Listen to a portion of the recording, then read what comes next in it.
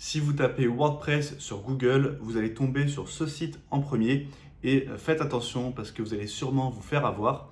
Lorsque vous cliquez sur ce lien, vous allez atterrir sur cette page et si je fais afficher les plans, vous allez tomber sur des plans payants et assez chers, jusqu'à 45 € par mois pour un site e-commerce et 25 € par mois pour avoir toutes les fonctionnalités de WordPress. Et ça, en fait, c'est WordPress.com qui est une société qui va vous facturer l'hébergement, le nom de domaine et de la maintenance. C'est pour ça que les tarifs sont assez élevés. Du coup, ne vous faites pas avoir, ne tapez pas directement WordPress sur Google. Pour installer votre site WordPress, il va falloir passer manuellement par un hébergeur. Ça sera beaucoup moins cher. Des hébergeurs, il en existe plein, mais moi, je vous recommande Hostinger. Selon moi, c'est le meilleur rapport qualité-prix qu'il existe aujourd'hui et l'interface est très intuitive. Et vous voyez que les prix sont beaucoup plus raisonnables. On est en dessous des 3 € par mois. Si vous n'avez pas encore d'hébergeur et que vous souhaitez du coup installer WordPress sur Hostinger, je vous affiche une vidéo juste au-dessus où je vous montre en quelques minutes comment vous pouvez installer WordPress sur Hostinger. Et une fois que vous aurez installé WordPress, vous pouvez revenir à cette vidéo et là, on va s'intéresser à la création du site en lui-même. Une fois que vous avez installé WordPress sur un hébergeur, vous allez vous retrouver ici sur le tableau de bord WordPress et là, on retrouve les différents onglets de WordPress. On ira les explorer au fil de la vidéo. Mais pour vous expliquer un petit peu, ici on a articles, donc c'est si vous souhaitez créer une section blog. Si vous ne souhaitez pas créer de blog, cette section ne vous intéresse pas.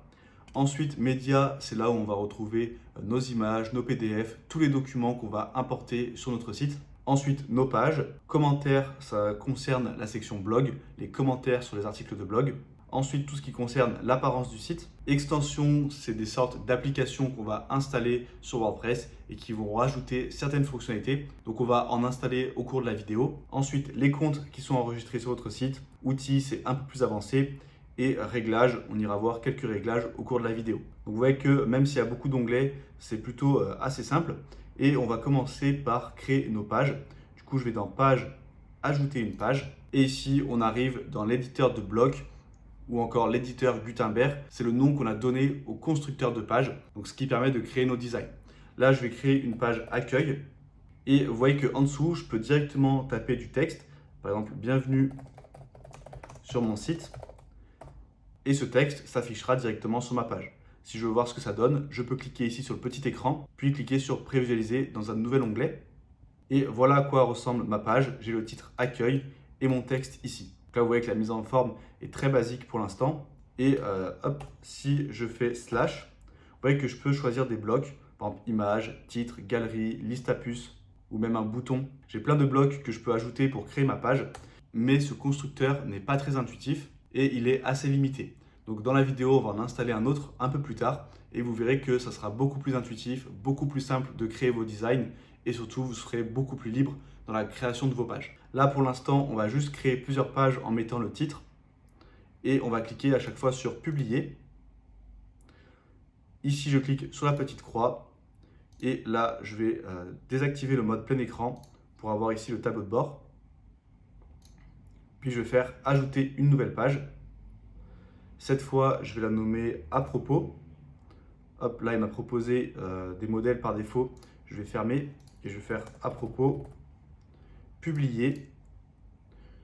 J'en rajoute une troisième qu'on va nommer par exemple Contact. Puis je fais Publier. Maintenant qu'on a créé nos 3 pages, si je vais ici et que je clique sur Aller sur le site, vous voyez que par défaut, il m'a ajouté mes pages ici, mais pas dans le bon ordre. Et il m'a ajouté une page d'exemple que je ne veux pas. Et ici, on a une mise en forme par défaut. Mais nous, on va modifier tout ça pour être beaucoup plus libre dans la personnalisation. Et pour cela, on va installer ce qu'on appelle un thème. Donc c'est quelque chose qui va gérer l'apparence globale de notre site. Il en existe plein, certains sont payants, certains sont gratuits. Et moi, dans cette vidéo, je vais vous recommander le thème OceanWP, qui est le meilleur thème gratuit sur WordPress selon moi, puisque c'est celui qui a le plus d'options de personnalisation et on peut créer vraiment de beaux designs avec ce thème. Tandis que si vous restez avec le thème par défaut de WordPress, vous serez très limité dans les options. Donc on va retourner sur le tableau de bord. On va aller dans Apparence, Thème, Ajouter un thème. Et ici, on a la bibliothèque de thèmes de WordPress. Donc vous voyez qu'il y en a plein. Il ne faut pas se fier aux images que vous voyez ici, puisque le thème il va juste gérer l'apparence globale du site. Il ne va pas gérer l'apparence des pages en elles-mêmes. Donc là, l'apparence des pages, ça ne veut rien dire sur le thème, il faut pas s'y fier. Et moi, je vous conseille du coup vraiment d'installer OceanWP qui est juste ici.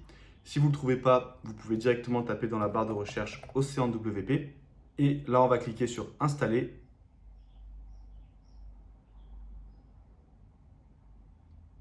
Puis Activer.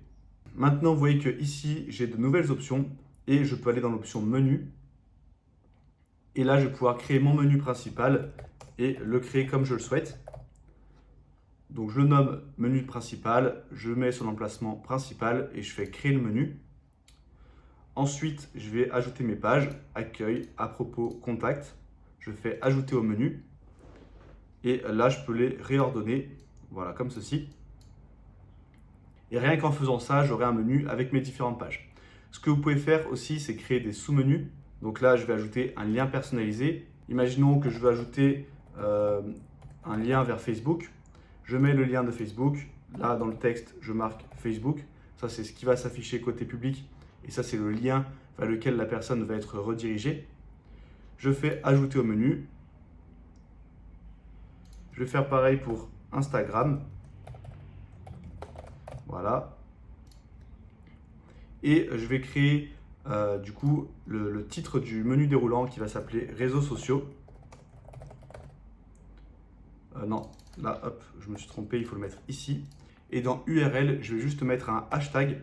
Ça permet d'avoir un titre, mais qui ne soit pas cliquable. Ça va mener vers aucune page. Je vous montrerai après, ça sera peut-être plus clair. Mais là, du coup, si je remonte réseaux sociaux tout en haut, et que Facebook, je le décale d'un cran, et Instagram aussi, vous voyez que ça apparaît comme un sous-élément de mon élément réseaux sociaux, et du coup, ça fera un menu déroulant. Si je clique sur enregistrer le menu, puis que je vais voir mon site, vous voyez que là, j'ai accueil, à propos, contact, puis mon menu déroulant réseaux sociaux. Et si je clique sur réseaux sociaux, il ne se passe rien puisque j'ai juste mis un hashtag. Et vous voyez aussi que l'apparence de ma page d'accueil a changé. Pour l'instant, c'est pas terrible du tout.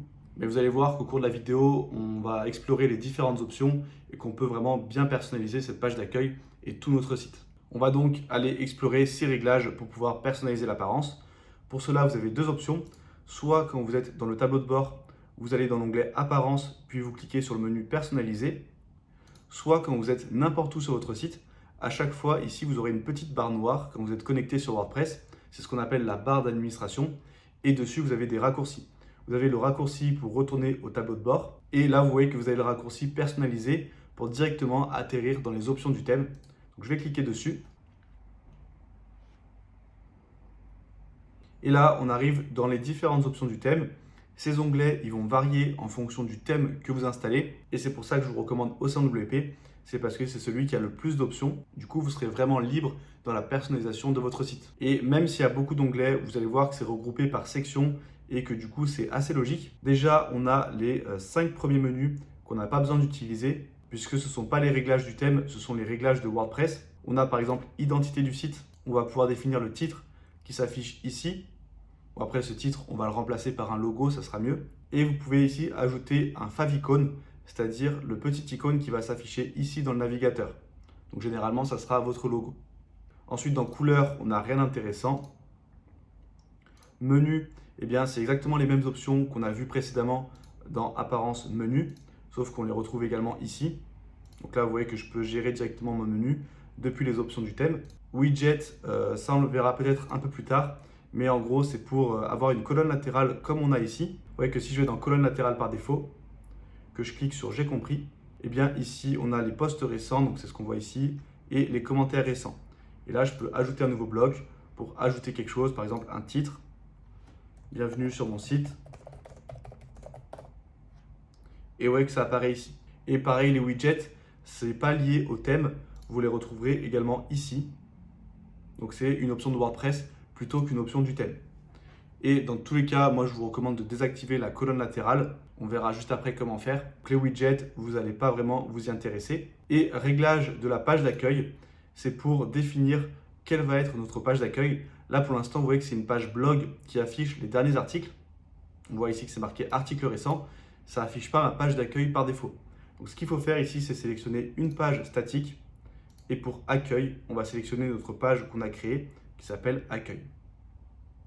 Et maintenant, j'ai bien la bonne page qui s'affiche, qui est vide pour l'instant. Je fais retour. CSS additionnel, c'est pour ajouter du code CSS. Donc si vous ne maîtrisez pas ça, vous n'en aurez pas besoin. Et donc vous voyez qu'on élimine déjà tous ces onglets. Et ensuite, on n'a plus que ceux qui sont ici, qui vont nous intéresser. Donc déjà, ça permet de pas mal dégrossir et de mieux s'y retrouver. Et ensuite, c'est regroupé par section logique. On a typographie. Donc là, on va gérer toutes les typographies de notre site. Par exemple, si je vais dans menu principal ici, je vais pouvoir augmenter un petit peu la taille de police, par exemple 17 pixels. Vous voyez que là, ça devient un peu plus lisible. Et ça, on peut le faire vraiment pour tous les éléments du site. Donc, je vous laisserai explorer en fonction de vos besoins. Ensuite, on a option générale, style général, où là, on va pouvoir définir les couleurs principales. Donc, les couleurs que vous voulez mettre en avant dans votre charte graphique. Par défaut, vous voyez que c'est le bleu. Donc, on a un bleu clair et un bleu foncé au survol. Vous voyez que quand je survole le bouton, le bleu devient un peu plus foncé. Imaginons que vous, votre charte graphique, c'est un rouge. Eh bien, vous allez pouvoir le sélectionner ici, puis ici, et ça va automatiquement s'appliquer sur tout le site. Pareil pour couleur des liens, couleur de survol, on va remettre le rouge. Là, pour l'instant, vous voyez que ça n'a pas changé. C'est parce qu'il faut que je fasse retour, que j'aille dans bouton du thème. Et la couleur d'arrière-plan, je vais mettre rouge également. Et pareil pour couleur d'arrière-plan au survol. Et là, cette fois, ça a changé pour mon bouton et ça a également changé pour les liens de mon menu, par exemple. Vous voyez que quand je survole, ça devient en rouge. Ou même la petite barre ici, elle est en rouge également. Donc ça, c'est pour ce qui est des couleurs. Du coup, c'était l'onglet style général. Ensuite, on a réglages généraux. Et là, on va pouvoir enlever justement cette colonne latérale. Je vous conseille vraiment de l'enlever. Ça permet d'avoir un affichage plus propre. Et il y a plusieurs études qui montrent qu'avoir une colonne latérale, ça distrait l'utilisateur et généralement du coup le site est moins performant. Ici vous voyez que dans mise en page on peut en sélectionner plusieurs. Moi celle que je vous conseille c'est celle-ci, pleine largeur. Et comme ça vous aurez votre contenu qui sera affiché en pleine largeur ici. Ensuite je fais retour. Titre de la page, ça va être le titre qui est ici. Et bien on peut modifier un petit peu l'apparence. On peut le masquer sur certains appareils ou sur tous les appareils. On peut changer son style, par exemple centré minimaliste, image d'arrière-plan, donc c'est si vous voulez mettre une image derrière le titre de votre page. Moi je vais rester sur centré minimaliste, là je vais diminuer un petit peu la marge, je vais mettre par exemple 15 pixels et 15 pixels et je vais faire retour. Ensuite là c'est vraiment des options secondaires, on va pas tout explorer dans cette vidéo. Ensuite on a la section blog, donc si vous ne créez pas de blog, pas besoin de s'y intéresser. La section en tête, ça va être votre logo, votre menu. Ensuite, on a la barre supérieure qui est la barre qui est ici. Vous allez pouvoir afficher des informations supplémentaires.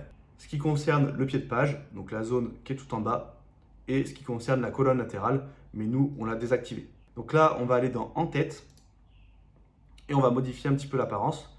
Si je vais dans général, vous voyez que j'ai différents styles. Par exemple, je peux prendre centré et vous voyez que ça me change l'apparence. Je peux prendre également moyen. Là, ça me met une barre de recherche au-dessus, le logo ici et le menu en dessous. Moi, je vais rester sur l'apparence minimale. C'est l'apparence que je vous conseille de laisser dans la plupart des cas. Et vous pouvez modifier la couleur d'arrière-plan de l'entête. On peut mettre rouge si ça correspond à notre charte graphique. Et moi, je vais rester sur blanc. Ensuite, si je fais retour, ici, on va pouvoir importer notre logo. Donc là, hop, je peux le sélectionner, faire sélectionner des fichiers. Et ici, prendre mon logo. Là, je refais sélectionner. Pas de recadrage et vous voyez que mon logo s'affiche. On va diminuer un petit peu sa taille, voilà, comme ceci. Et là, vu que j'ai un logo avec un arrière-plan bleu, il faut que je remette la même couleur d'arrière-plan ici, sinon ça fait bizarre. Donc j'ai récupéré le code couleur, je le mets ici. Là, je vais faire retour et je vais aller dans l'onglet menu. Et ici, je vais pouvoir par exemple centrer mon menu ou le laisser à droite. Moi, je vais le laisser à droite. Et si je descends un petit peu, je vais pouvoir changer les couleurs de lien. Donc là, je vais passer sur du blanc pour que ça ressorte mieux. Et pareil, sur couleur du lien au survol, je vais passer en blanc. Si je remonte un petit peu, je peux ajouter ici un effet de lien. Par exemple, souligné de la gauche, que je vais mettre en blanc également. Et vous voyez que quand je survole un lien, ça me fait un petit effet pour le mettre en avant. Si je fais retour, ensuite on peut configurer le menu mobile. Là, vous voyez que j'ai un petit bouton pour passer en mode mobile. Et du coup, ici, je vous conseille de passer sur lien, logo, panier. Donc, vous aurez le menu à gauche. On descend un petit peu, on va retirer le texte du menu. On va juste laisser le menu hamburger. Et du coup, là, j'aurai mon menu mobile qui ressemble à ça, avec ici un petit menu déroulant. Je fais retour et je vais repasser en mode PC. Et vous voyez que ici, j'ai barre supérieure, générale. Ici, je vais pouvoir choisir si j'active ou désactive la barre supérieure. Si vous n'avez aucune information importante à mettre en avant, vous pouvez la désactiver et juste laisser l'en-tête par défaut. Et sinon, vous pouvez la laisser activer, puis dans contenu, mettre ici ce que vous voulez. Par exemple, une information de contact, des horaires d'ouverture ou n'importe quelle information qui vous paraît importante pour votre site. Et si je retourne dans Général, on va pouvoir mettre contenu et social centré.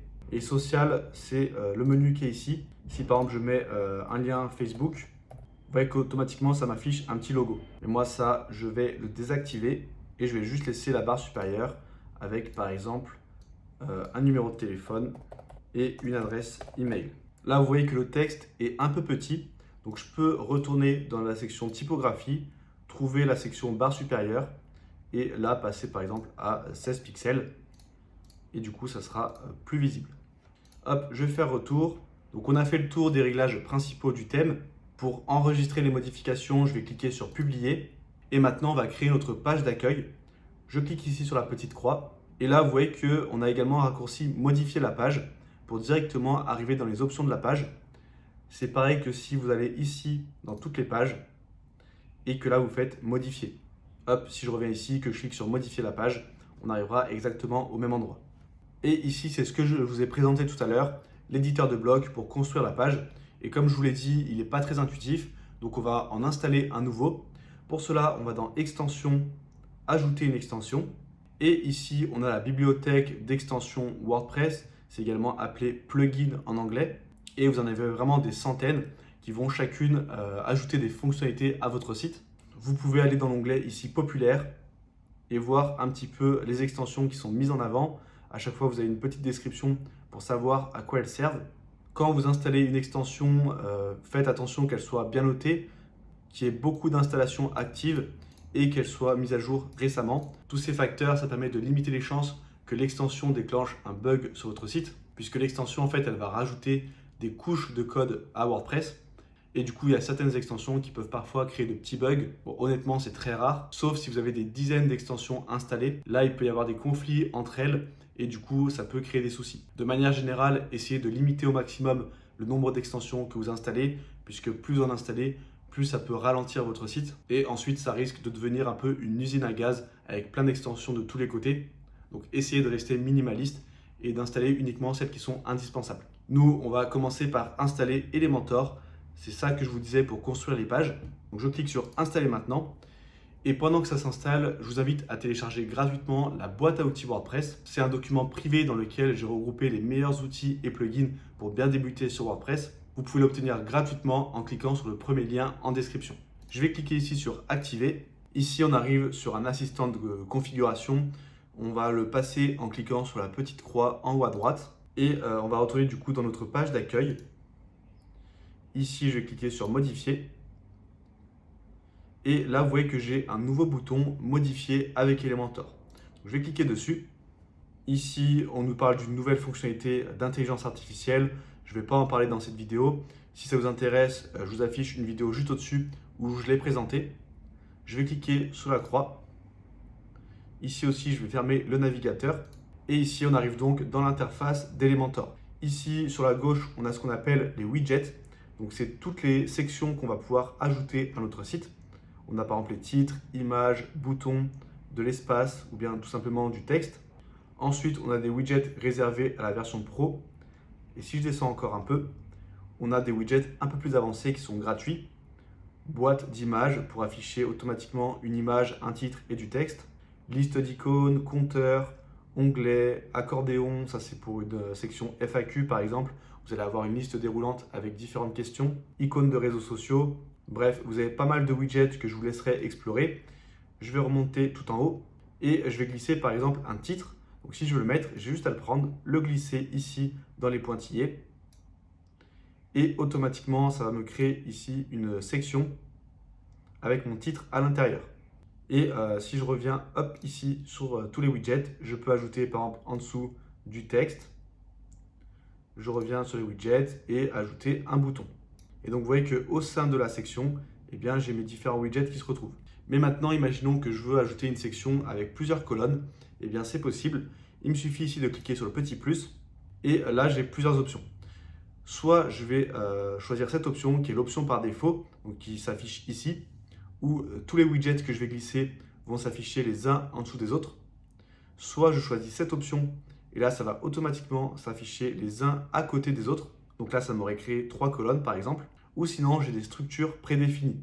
Donc là, par exemple, une structure en 2 colonnes, une structure en 4 colonnes, 3 colonnes. Ici, on a 4 colonnes sous forme de carré comme ça. Enfin bref, on a plein de structures différentes par défaut que vous pouvez sélectionner. Par exemple, 2 colonnes. Et là, je peux très bien glisser par exemple une image à gauche et à droite, glisser mon titre, hop, du texte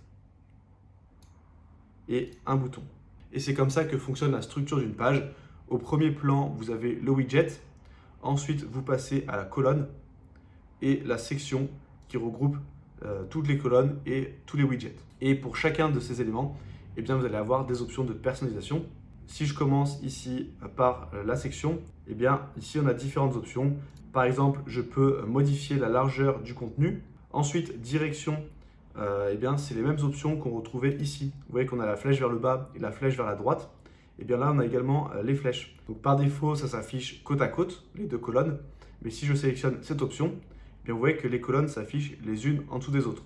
Ou alors, je peux inverser l'ordre. Je vais laisser l'option par défaut. Et si je le montre ici, ça sera peut-être un peu plus clair. Là, vous voyez que par défaut, ça s'affiche de manière verticale, les uns en dessous des autres. Mais si je passe en horizontal, vous voyez que c'est les uns à côté des autres. Et je peux comme ceci, hop, redimensionner pour que ça s'affiche correctement. Je vais décocher et laisser par défaut. Ensuite, je peux ici déplacer le contenu pour gérer un peu l'espace. Ici, on n'a pas d'espace entre les différents widgets, donc ça ne se verra pas. Mais si je sélectionne ici une colonne, vous voyez qu'on a exactement les mêmes options.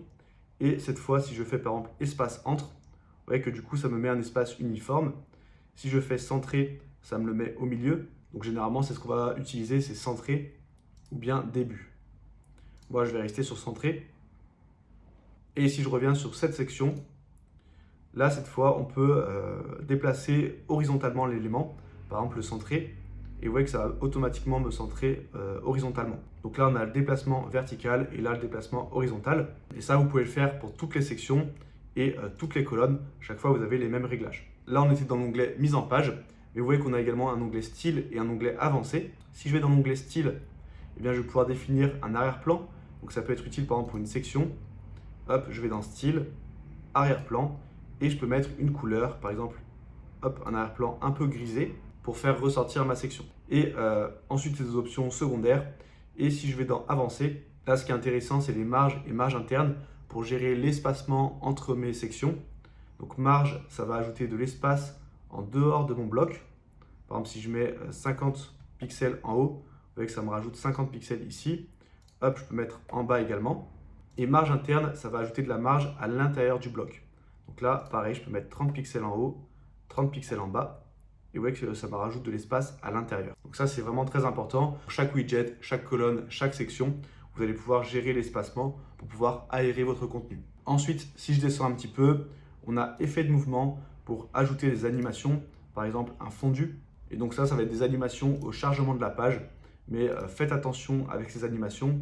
Si vous en mettez trop, ça peut faire un effet sapin de Noël et ça ne fera pas professionnel. Donc dans la plupart des cas, je vous déconseille de l'utiliser, sauf si vous savez vraiment ce que vous faites. Et si vous l'utilisez, utilisez des animations qui sont subtiles, par exemple les fondus. Moi, je vais retirer. Et cet onglet mise en page style avancé, eh bien, on le retrouve pour tous les éléments. Par exemple, si je vais sur un titre, mise en page, ça a été renommé contenu, mais ensuite on retrouve style et avancé également. Donc dans contenu, je vais pouvoir modifier mon titre, par exemple bienvenue sur mon site. Là, je peux mettre un lien qui va s'appliquer sur mon titre. Et je peux également modifier l'alignement au sein du widget. Vous voyez qu'on a une petite bordure rose, je pense qu'on ne la voit pas très bien, mais en gros, ça va déplacer l'alignement au sein de cette bordure. Ensuite, dans style, là, je vais pouvoir modifier par exemple la couleur, la typographie, modifier la taille au pixel près. Là, vous voyez que j'agrandis le titre et du coup, ça passe en 2 lignes. Si vous voulez que ça reste sur une ligne, vous pouvez très bien étirer comme ça le widget pour avoir plus d'espace. Hop, vous voyez que je peux étirer comme je le souhaite jusqu'à ce que ça prenne toute la largeur de la section. Et dans Avancer, on a les mêmes options que pour les sections ou les colonnes, donc marge interne notamment. Ensuite, si je vais en bas à gauche dans Réglages, j'ai les réglages globaux de la page. Je peux mettre un arrière-plan qui va s'appliquer sur toute la page. Vous voyez que hop, ici, ça s'applique de partout. Dans la plupart des cas, il vaut mieux mettre un arrière-plan blanc. Si vous mettez un arrière-plan d'une certaine couleur, il faut vraiment avoir des notions en web design pour que ça fasse professionnel et que le rendu soit propre. Dans la plupart des cas, ce ne sera pas terrible. Du coup, je vous conseille de laisser en blanc. Et si je retourne dans Réglages, ce qui va être intéressant ici, c'est que dans Modèle de page, je peux passer sur Elementor pleine largeur. Et vous voyez que du coup, là, ma section, elle est passée en pleine largeur. Du coup, ça me permet d'avoir un arrière-plan sur toute la largeur et du coup, avoir vraiment des sections qui sont distinguées entre elles. Je ne vais pas présenter Elementor plus en détail dans cette vidéo pour éviter que ça soit trop long, mais je vous affiche une formation de plus d'1 heure qui est gratuite juste au-dessus où je présente en détail Elementor et comment ça fonctionne pour que vous puissiez créer vraiment les pages que vous souhaitez. Une fois que vous avez créé votre page, vous pouvez cliquer ici sur Mettre à jour, puis sur le petit œil pour aller voir la page. Donc voilà à quoi ça ressemble. Là, le rendu n'est pas terrible du tout. C'est juste pour vous montrer un exemple. Et si je retourne ici, là, je peux cliquer sur le petit menu hamburger et j'ai soit une option pour voir la page directement, soit pour quitter et revenir sur le tableau de bord WordPress. Donc là, je fais Appliquer, Quitter. Et là, je reviens au tableau de bord WordPress. Maintenant, sur mon site, j'ai mon en-tête, ma page d'accueil. Eh bien, ce qui nous manque, c'est le pied de page. Et on va aussi le créer avec Elementor. Normalement, il faut la version pro d'Elementor. Mais heureusement, il existe un plugin qui est gratuit et qui permet d'ajouter cette fonctionnalité à WordPress. Donc, je retourne ici dans mon tableau de bord. Je vais dans Extension, Ajouter une extension. Puis, je tape ici Elementor Header. Et c'est ce plugin qu'on va installer, Elementor Header and Footer Builder. Je clique sur Installer maintenant, puis Activer. Une fois que c'est fait, si je vais dans Apparence, j'ai une nouvelle option qui est apparue, Elementor Header and Footer Builder. Je clique dessus, je fais Ajouter nouveau juste ici. Là, je vais cliquer sur Passer. Et hop, on va le nommer footer ou pied de page. Dans l'option, on va mettre pied de page ici, affiché sur tout le site, puis je fais publier. Maintenant, je clique sur modifier avec Elementor. Et là, je vais ajouter une section en 3 colonnes par exemple. Donc ce que je peux faire, c'est sélectionner ici les 2 colonnes. Ici, faire un clic droit, ajouter un nouveau conteneur. Et vous voyez que du coup, j'ai 3 colonnes. Mais là, vous voyez que la répartition n'est pas égale. Donc, ce qu'on va faire, c'est que dans celui-ci, dans la largeur, on va mettre 33%. Hop, ici aussi, on va mettre 33%. Et pareil pour le dernier. Comme ça, on a une largeur qui est bien répartie entre les 3 colonnes. Et ce que je vais faire maintenant, c'est que dans ma section, je vais mettre un style avec une couleur d'arrière-plan foncé, donc un petit noir comme ça. Je retourne dans les widgets et je vais pouvoir ajouter par exemple mon titre. Je vais mettre contact, je vais le centrer, puis dans style, je vais le mettre en blanc. Là, je peux faire clic droit, copier, puis coller. Ici, je vais mettre par exemple nous suivre et on va mettre les réseaux sociaux. Copier, coller et là, je vais mettre information par exemple. Maintenant, je retourne dans mes widgets. Pour contact, je vais prendre une liste d'icônes. Hop. Et ici, je vais pouvoir mettre mes informations. Donc là, je sélectionne un icône, par exemple téléphone. Je vais prendre celui-ci. Et là, je mets un numéro de téléphone. Donc, hop, je vais mettre un numéro fictif. On pourrait mettre une adresse email. Ici, je vais taper enveloppe. Et je vais mettre contact@easywordpress.fr. Je pourrais également ajouter une adresse physique ou n'importe quelle autre information. Là, moi, je vais retirer celui-ci. Dans style, je vais aller modifier la couleur. Je vais passer en blanc et je vais passer en 18 pixels. Et sur le texte, pareil, je vais passer ici en blanc. Et typographie, je vais passer sur 18 pixels. Peut-être 17. Voilà, pour pas que ça soit trop gros. Et pareil pour l'icône. Et dans liste ici, je peux le centrer comme ceci. Ensuite, pour les réseaux sociaux, on a un widget, icône réseaux sociaux, que je glisse. Là, vous pouvez ajouter vos différents liens. Vous pouvez ajouter un élément pour ajouter par exemple Instagram. Donc on met le logo Instagram. Hop. Et ici, vous pouvez mettre le lien. Je vais enlever YouTube.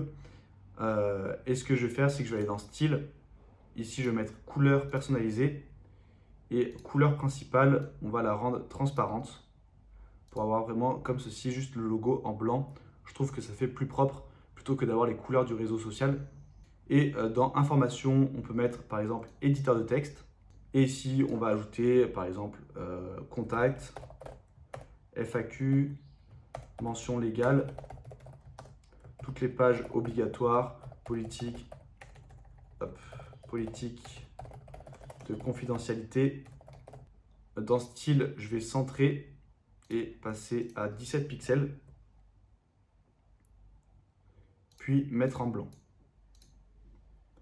Si je vais dans contenu, là on va pouvoir ajouter des liens manuellement vers la page en question. Par exemple, si vous créez une page mention légale juste ici, donc hop, je vais le faire avec vous. Là, je crée une page mention légale. Ici, vous mettez vos mentions légales, vous faites publier. Et là, vous voyez que vous avez l'adresse de la page qui est ici. Sinon, vous pouvez la retrouver ici dans URL. Vous voyez qu'on a permalien. Donc là, c'est mention-légale. Je vais le copier. Et ici, vous pouvez sélectionner le texte, faire CTRL-K, puis coller l'URL. Là, ajoutez bien un slash juste avant. Vous faites Entrée. Et du coup, on a juste slash mention légale. Mais WordPress va reconnaître que c'est rattaché à votre nom de domaine, c'est-à-dire l'URL principale de votre site. Et du coup, quand je clique sur le lien, je serai bien amené vers la page mention légale. Et là, vous voyez que quand j'ai mis un lien, automatiquement ici, c'est passé en noir. Parce que quand je mets un lien, c'est le thème qui gère la couleur. Et du coup, vu que la couleur des liens dans le thème par défaut, c'est noir, eh bien, ça me le met en noir ici. Et c'est plus géré par Elementor. Donc ça, c'est un petit bug. Mais il existe une solution, c'est de sélectionner le texte. Ici, vous ouvrez la barre à outils. Et là, dans la couleur, on sélectionne blanc. Et du coup, ça redevient blanc. Et ça s'affiche correctement. Et du coup, c'est blanc ici aussi. Et du coup, pour modifier le texte ici, c'est un peu plus galère. Donc faites-le en dernier, une fois que vous avez déjà ajouté le lien. Dans les réglages de ma section, je peux aller dans Avancer et ajouter un petit peu de marge interne. Par exemple, 50 pixels pour avoir de l'espace ici. Et en haut, je vais ajouter 70 pixels pour éviter que le pied de page soit collé au reste du contenu de ma page. Je fais mettre à jour. Et maintenant, si j'actualise mon site, vous voyez que j'ai mon nouveau pied de page qui apparaît. Et si je vais sur la page, par exemple, à propos, j'ai automatiquement le bon pied de page. On va maintenant voir comment créer un formulaire de contact et l'ajouter à notre page contact. Pour cela, je vais retourner sur le tableau de bord, puis je vais aller dans Extension, Ajouter. Et là, je vais taper Formidable Form. Ça, c'est un plugin qui permet de créer des formulaires de contact très facilement. Donc, je vais l'installer.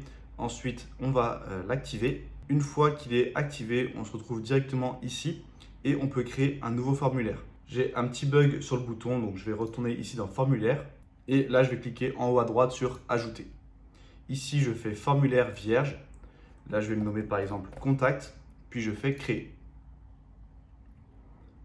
Ici, on va pouvoir créer notre formulaire très facilement avec un système de glisser-déposer, un peu comme Elementor. Je glisse par exemple un premier champ texte qu'on va nommer ici prénom. On peut le mettre obligatoire. Et dans Avancer, dans texte de remplissage, je peux mettre prénom pour que ça apparaisse à l'intérieur comme ceci.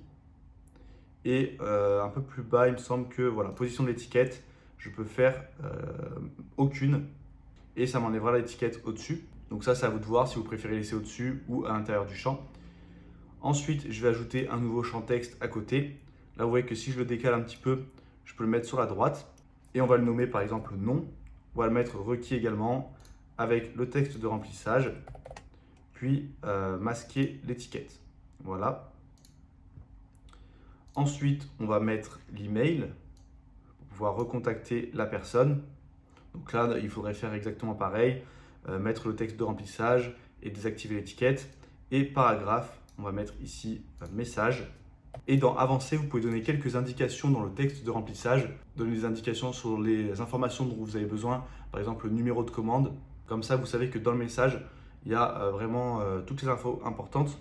Et s'il y a vraiment des infos indispensables que vous voulez être certain d'avoir dans le message, vous pouvez ajouter un nouveau champ obligatoire, un nouveau champ texte qui s'appelle par exemple numéro de commande ou n'importe quelle autre information que vous avez besoin. Une fois que c'est fait, on peut cliquer ici sur mise à jour. Ensuite, si je vais dans style, là vous allez pouvoir changer un petit peu l'apparence. Je clique sur les trois petits points, je fais Edit. Et là, je vais pouvoir changer la couleur du formulaire et surtout la couleur du bouton ici pour que ce soit adapté à la charte graphique. Moi, ma charte graphique, c'est le rouge. Donc, je mets le rouge comme ceci. Et si je remonte un petit peu dans Général, on peut centrer le formulaire sur la page, puis faire mise à jour. Ensuite, la dernière étape, c'est d'aller dans Réglages, dans Actions et notifications, dans Envoyer l'email. Vous pouvez changer l'email qui va recevoir la notification. De base, c'est l'adresse email administration, donc celle que vous avez renseignée quand vous avez créé votre site WordPress. Et vous pouvez laisser le message par défaut qui va afficher tous les champs du formulaire. Dans Bouton, on peut changer le texte. Par exemple, si c'est un formulaire de devis, eh bien, on peut marquer Envoyer mon devis ou Demander un devis. Moi, je vais laisser par défaut et je vais faire mise à jour. Une fois que c'est fait, je peux aller sur ma page Contact, faire Modifier. Puis, je vais cliquer sur Modifier avec Elementor. Une fois qu'on est sur Elementor, je vais taper Formulaire dans la barre de recherche et glisser Formidable formulaire. Je sélectionne mon formulaire Contact que je viens de créer et vous voyez qu'il s'affiche correctement. Là, je pourrais diminuer un petit peu la largeur pour recadrer le formulaire. Ou sinon, ce que je peux faire, c'est créer une structure en 2 colonnes. À gauche, je vais mettre une boîte d'icônes avec des informations de contact, par exemple un email. Le reste, je l'enlève. Ici, je mets un icône d'email. Voilà. Et sur la disposition, on va changer dans style. On va mettre à gauche comme ceci. Et alignement vertical, on va centrer. Pareil ici, je vais centrer. Non. Dans icône, on va diminuer un petit peu la taille. Et finalement, je vais repasser sur cette mise en forme qui est un peu plus propre, je trouve. Je peux changer également la couleur, on va passer en noir par exemple. Voilà. Et diminuer un petit peu l'espacement ici dans icône. Voilà. Là, je peux faire dupliquer et mettre cette fois un numéro de téléphone. Vous pouvez également mettre une adresse physique si vous avez une boutique. Donc là, je mets un numéro. Et au-dessus, on va mettre un petit peu de marge, par exemple 50 pixels. Et ici, je vais rajouter mon formulaire à droite, comme ceci. Je resélectionne Contact et vous pouvez mettre un titre juste au-dessus. Par exemple, nous vous répondons en moins de 48 heures. Hop, en noir également. Bon là, c'est vraiment pas terrible, la mise en forme, c'est très basique, mais je vous laisserai améliorer tout ça. Et juste dans les options ici de la colonne, je vous rappelle qu'on peut centrer verticalement, voilà, comme ceci, pour que ça soit centré avec le formulaire. Là, je fais mettre à jour et on a maintenant notre page contact qui est créée. Et maintenant qu'on a vu comment créer l'entête, le pied de page, comment créer le contenu des pages, maintenant, je vais vous présenter quelques plugins qui sont importants pour optimiser votre site. Le premier plugin, il va vous permettre d'optimiser votre référencement, donc c'est-à-dire d'être bien classé dans les résultats de recherche sur Google. Pour cela, je vais dans Extensions, Ajouter et je vais taper Yoast SEO. C'est ce plugin qu'on va installer. Dans cette vidéo, je vais présenter les différents plugins assez rapidement parce qu'elle est déjà assez longue. Mais si vous voulez des vidéos détaillées, eh bien vous pouvez obtenir gratuitement la boîte à outils WordPress en cliquant sur le premier lien en description. Et au sein de ce document, vous retrouverez des vidéos sur ces plugins où je vais plus en détail dans les explications. Là, je fais activer. Une fois qu'il est activé, si je vais dans une page et que je clique ici sur modifier, si je descends un petit peu, vous voyez qu'on a un nouvel onglet Yoast SEO qui est apparu. Et ce qui va être intéressant, c'est qu'on peut modifier les métadonnées, donc le titre et la description qui vont apparaître dans les résultats de recherche sur Google. Et surtout là, vous allez pouvoir mettre une requête cible, c'est-à-dire le mot-clé sur lequel vous souhaitez être référencé. Par exemple, si vous êtes coach sportif dans une certaine ville, eh bien, vous mettez coach sportif Marseille. Et en fait, Yoast SEO va analyser tout le contenu de votre page et vous dire s'il est optimisé pour le référencement. Si je descends un petit peu ici, j'ai l'analyse SEO. Et du coup, il va falloir suivre les différentes indications qu'il y a ici pour avoir tous les voyants en vert. Et si tous les voyants sont en vert, ça veut dire que votre site est optimisé. Donc bien sûr, ce n'est pas à suivre au pied de la lettre. Le mieux, c'est de connaître comment fonctionne le référencement afin de vraiment pouvoir adapter votre stratégie. C'est pour ça que j'ai créé une formation complète sur le référencement. Vous trouverez le lien en description. Mais là, avec Yoast SEO, vous avez déjà de bonnes bases si vous respectez les indications à chaque fois ici. Et ce qui va être important, c'est de mettre la bonne requête cible ici. Je vais faire mettre à jour. Et maintenant, on va installer une extension qui permet d'optimiser la rapidité de votre site.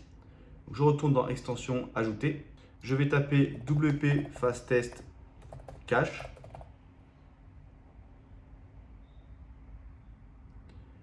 Et là, pareil, je vais l'installer puis l'activer.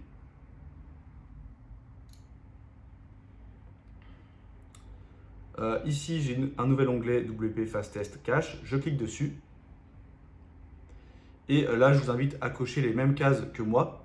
En fait, ça va permettre d'enregistrer le code de votre site dans le navigateur du visiteur. Et donc, il va gagner du temps quand il va visiter le site. Et ça permet également de compresser la taille du code afin que les pages soient plus légères. Donc là, on va activer le système de cache. On va mettre le préchargement. Là, je fais suivant et hop, je coche tous les éléments. Voilà, suivant et finish. Ensuite, je coche cette case aussi. Là, je vais cocher toutes les cases pour diminuer la taille du code et activer le cache navigateur. Puis je fais enregistrer. Une fois que c'est fait, eh bien, il faut garder en tête que votre code est enregistré dans votre navigateur. Et donc, dès que vous avez un petit problème, quelque chose qui ne se passe pas comme prévu sur votre site, le premier réflexe à avoir, c'est d'aller ici, puis de nettoyer tout le cache. Ça va régénérer le code, ça va vider le code qui est enregistré. Et du coup, dans la plupart des cas, ça va résoudre les problèmes. Par exemple, si vous faites une modification sur le site et qu'elle n'est pas prise en compte, c'est parce que votre code est enregistré et il n'a pas été actualisé. Donc ça, dès que vous avez le moindre problème, prenez le réflexe de tester si en nettoyant le cache, ça résout le problème. Et concernant la rapidité de votre site, le système de cache, ça permet d'améliorer les performances. Mais ce qui va vraiment être un point essentiel, c'est surtout la taille de vos images.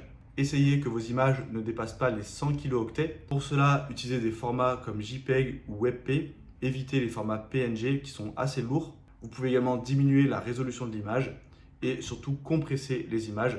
Pour cela, vous avez des outils en ligne. Vous tapez par exemple Compress JPEG et vous avez différents outils en ligne. Moi, je vous recommande celui-ci, I Love IMG, qui permet de diminuer la taille d'une image sans baisser sa qualité. Si vous avez des images qui font plus de 1 ou 2 mégaoctets, ça va vraiment ralentir votre site et même avec un système de cache, votre site sera assez lent. Donc essayez de ne pas dépasser les 100-200 kilooctets. Et il se peut que si vous mettez à jour un plugin ou que vous faites une mauvaise action sur votre site, eh bien ça crée un bug et que vous vouliez retourner en arrière. Eh bien pour cela, on va créer une sauvegarde automatique. Comme ça, si un jour vous avez un gros souci sur le site et que vous ne pouvez plus y accéder ou que vous ne pouvez pas retourner en arrière, eh bien vous pourrez restaurer la sauvegarde et ça va vous éviter de perdre tout votre travail. Pour cela, je retourne dans les extensions. Je tape ici Updraft Plus. Et c'est cette extension qu'on va installer, Updraft Plus WordPress Backup and Migration Plugin. Je l'installe, puis je l'active. Voilà. Et maintenant, on va cliquer ici pour commencer. Et on va pouvoir configurer notre sauvegarde automatique. Là, je vais fermer l'assistant de configuration. Ici, toutes vos sauvegardes vont apparaître. Vous aurez un bouton pour restaurer la sauvegarde. Et si je remonte un petit peu, je peux aller dans Réglages. Et là, on va planifier des sauvegardes automatiques. La fréquence, ça va dépendre de la fréquence à laquelle vous ajoutez du contenu sur votre site. Si votre site est terminé, que c'est juste un site vitrine avec 4-5 pages et que vous n'ajoutez rien de nouveau, eh bien ça ne sert à rien de sauvegarder tous les jours puisqu'il n'y a aucun nouveau contenu chaque jour. Donc là, en fonction de votre activité sur votre site, choisissez une fréquence. Souvent, on va prendre journalière ou hebdomadaire. Moi, vu que c'est un site vitrine hebdomadaire, ça suffit largement. Et vous pouvez conserver par exemple 3 sauvegardes. Ça fera que vous aurez les 3 dernières semaines qui sont sauvegardées. Ensuite, on va choisir un espace distant, ce qui fait que même si votre site n'est plus du tout accessible, eh bien, la sauvegarde sera par exemple sur Google Drive et vous pourrez restaurer la sauvegarde en réinstallant WordPress sur votre hébergeur. Donc, je sélectionne Google Drive, je descends tout en bas et je fais enregistrer les modifications. Ici, on m'invite à me connecter. Vous aurez juste à vous connecter à votre compte Google et ensuite la sauvegarde sera configurée. Je clique sur la petite croix et maintenant la dernière optimisation qu'on va voir, c'est la sécurité sur WordPress. Ça passe déjà par le fait d'avoir un identifiant et un mot de passe fort pour se connecter à l'administration avec des minuscules, majuscules, symboles et chiffres. La sécurité, ça passe également par le nombre de plugins que vous avez installés. Plus vous en avez, plus c'est possible d'avoir une petite faille dans le code. Et ça passe aussi par les mises à jour. Ne restez pas plusieurs mois avec des mises à jour à faire, puisque des fois, il y a des petites failles dans le code et elles sont corrigées avec les mises à jour. Mais on va quand même installer un plugin supplémentaire qui permet d'augmenter la sécurité, notamment pour les personnes qui essaieraient de se connecter à l'administration en tentant de mettre des mots de passe au hasard en boucle. Et bien ça, on va pouvoir les bloquer directement.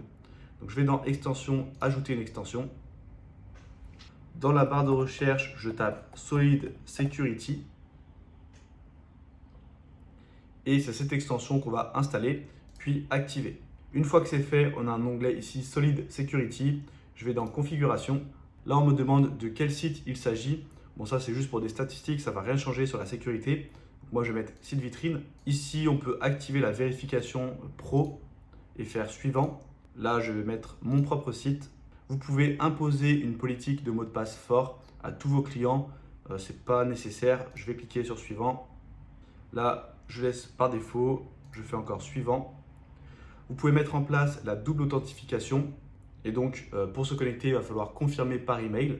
Et dans Pare-Feu, c'est ce que je vous disais tout à l'heure, ça va bloquer automatiquement les personnes qui essayent en boucle des mots de passe. Donc, c'est la force brute locale et le réseau de force brute. Donc, ça a laissé par défaut. Je clique sur suivant. Là, pareil, je fais groupe d'utilisateurs par défaut. On va tout laisser les options par défaut, on n'a pas besoin de changer. Et je fais terminer la configuration. Une fois que c'est fait, je peux aller dans Réglages. Ici, je vais aller dans Avancer. Et vous voyez que j'ai une option déplacer la page de connexion, puisque par défaut, les URL de connexion sont toutes les mêmes sur tous les sites WordPress. Ça va être votre nom de domaine /wp-admin. Donc n'importe qui peut accéder à la page de connexion et tenter de se connecter. Donc, vous pouvez dérouler ici l'option, cocher déplacer la page de connexion et la modifier, mettre quelque chose de personnalisé, par exemple Easy WordPress dans mon cas.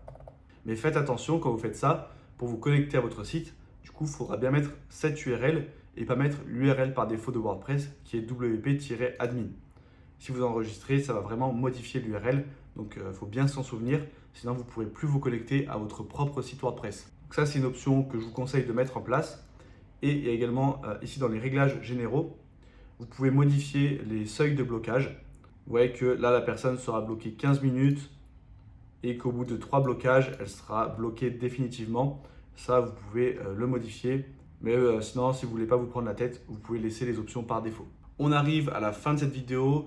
Pour aller plus loin, vous pouvez télécharger gratuitement la boîte à outils WordPress en cliquant sur le bouton juste en dessous. Vous retrouverez les meilleurs outils et plugins pour bien débuter sur WordPress avec à chaque fois des vidéos dédiées. Et si vous souhaitez développer vos compétences sur WordPress, abonnez-vous à cette chaîne pour ne louper aucun tuto.